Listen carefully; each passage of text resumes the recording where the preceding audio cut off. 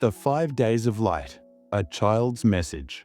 Before Christmas 2025, there are moments in life when something happens that breaks the boundaries of explanation. Moments when eternity interrupts time. When heaven touches the earth so gently, yet so powerfully, that logic bows and faith rises. 3 days ago, we received a heartfelt email from a father asking us to share his child's extraordinary encounter with the world. What you are about to hear is not copied from anywhere.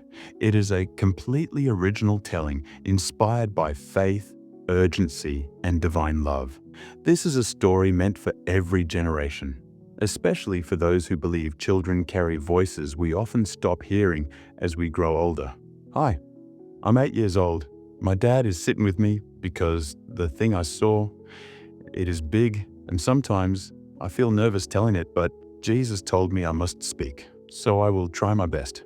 He paused for a moment, holding his father's finger, and continued, his voice steady but innocent. It happened on a Tuesday after school. The weather was calm, the sky was clear, and we were playing football in the open field near our home. I remember running fast to kick the ball, laughing with my friends. My heart was strong then, or so I thought. He gently touched his chest while remembering. But suddenly, my vision shook, not the world around me, but the world inside me. I felt dizzy. My chest started hurting so deeply, like someone was holding my heart and squeezing it in a fist. I tried to breathe, but the air felt far away. My legs gave out. I wasn't running anymore. I was falling. His dad inhaled sharply, remembering the moment as well. But the child reassured him with a nod to continue the story. I landed on the grass. I could still hear voices, but they sounded like echoes bouncing off distant walls. I saw my dad running toward me, shouting in a language louder than words. Fear mixed with love has its own sound. His father whispered, "I thought I lost you that day."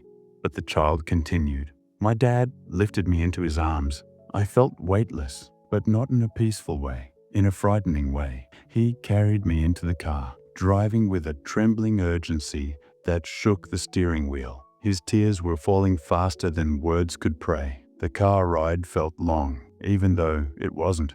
By the time we reached the hospital, I was already drifting from reality. Doctors placed an oxygen mask over my face. People were moving quickly. Machines monitored everything except the quietest part of me, the soul that was slipping out like a whisper, leaving through an open window.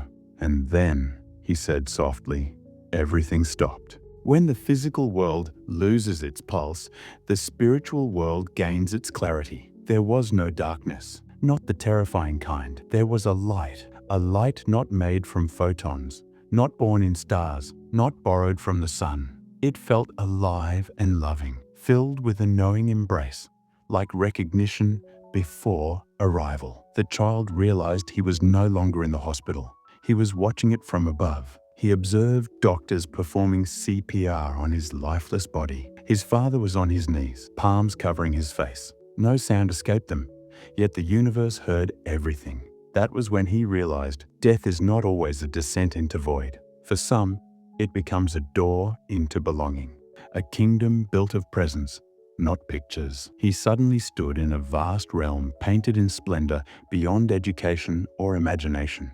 The air shimmered, but not like dust, like devotion particles dancing in invisible worship. The colors glowed, but not like paint, like promises. The music flowed, but not from chords, from creation itself. A resonance without reverberation, a melody that entered through existence, not ears. There were no limitations here, no borders, no shortage, no doubt economies. Love was the currency, and peace was the unending atmosphere. He didn't fear because fear cannot breathe in a place where love is oxygen. Through the golden haze of light, movement appeared. And then he saw him, not small, not modest, not limited to human artistic dimensions, not drawn by hands, but expressed by glory. A presence too tall to measure, too loving to fear, too authoritative to question. The light walked toward the child, and with that presence came identity. I named you before you had a heartbeat. the voice said, without lips moving.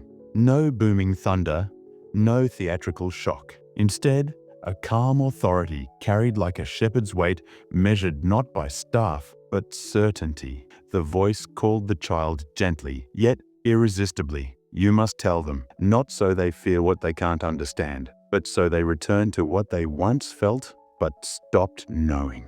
The child felt no need to question the identity of that voice. He didn't recognize him from pictures, but from presence.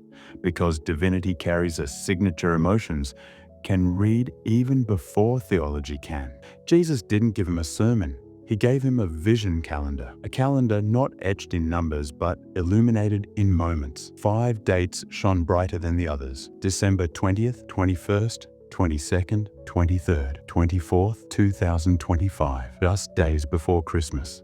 Jesus said to him, "These days are not the end. These days are the alarm before the celebration, the knock before the door opens, the calling before the gathering, the unveiling before the manger lights glow again." The child could see the world spinning in space under the glow of God's hand. Jesus explained, "The world has been walking, but not awake, breathing, but not aware, hearing sermons, but not my voice, singing worship songs, but not entering worship life, filling buildings, but not forming relationship roots. They practice religion like routine, but faith like a rumor. But in these 5 days, the world will not be able to pretend anymore." Day 1.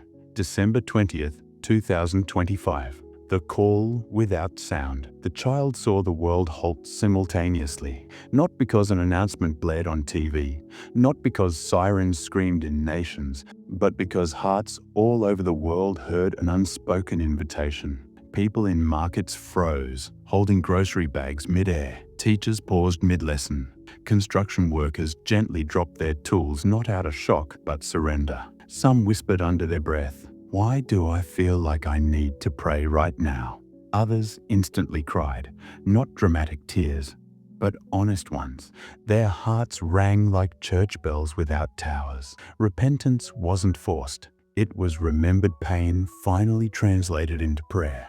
But others felt it and immediately distracted themselves. They made the world louder intentionally, launching distraction like defense shields. Jesus said, "The separation begins when one heart stays open and another slams shut out of fear of vulnerability." Day 2, December 21st, 2025. 2 churches, 2 heart languages. Jesus showed him church buildings splitting not by doctrines, but by spiritual temperature. First group, the awakened church. Pastors dropped their microphones and raised their hands. Choir singers stepped down from platforms and stepped into prayer circles. People confessed openly, "I've known church, but not Jesus enough." A grandmother stood from her wheelchair. A man healed from a silent chronic disease hugged strangers like family. Families reunited mid-service. Because revival doesn't repair the world first, it repairs relationships first. Second group, the sleeping church leaders dismissed emotions. They tried explaining heaven away with logic. They warned their congregation to avoid emotional exaggeration. They feared losing reputation more than losing awakening. And Jesus said softly, "They guard control, but I guarded souls. They protect image, I protected hearts." Day 3, December 22nd, 2025. Earthquake, but not everywhere. Not one region. Different regions. Not one country.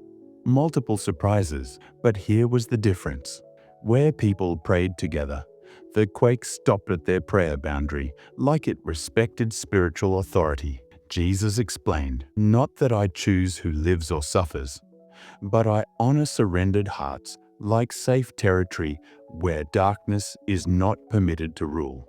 Children in many places could clearly see angels, not floating fantasy versions, not dramatic forms, simple, glowing light beings waving reassurance. Parents who believed their children also received peace. Those who dismissed them received panic. Science had no explanation. Faith had one.